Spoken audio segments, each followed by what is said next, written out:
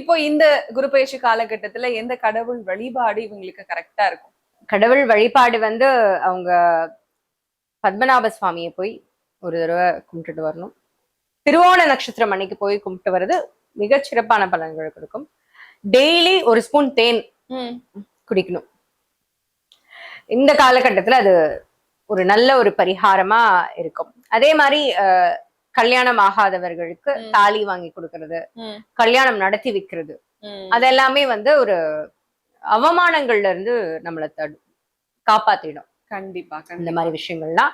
அதே மாதிரி உடன் பிறந்தவர்களுக்கு உதவி பண்றது, அவங்க ஏதாவது ஒரு கஷ்டமான சூழல்ல இருந்தாங்கன்னா அவங்களுக்கு உதவி பண்றது, இல்ல வேலை பார்க்குற இடத்துல ஒரு பெண் நம்ம கூட கொலீக்ஸ் இருக்காங்க அப்படின்னா அவங்களுக்கு உதவி பண்றது, இதெல்லாமே வந்து மகர ராசிக்கு வந்து மிகச்சிறப்பான பலன்களை கொடுக்கும் இந்த காலகட்டத்துல.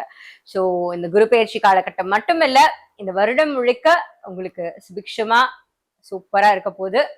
வெற்றிவேல் முருகனுக்கு அரோகரா. All the very best.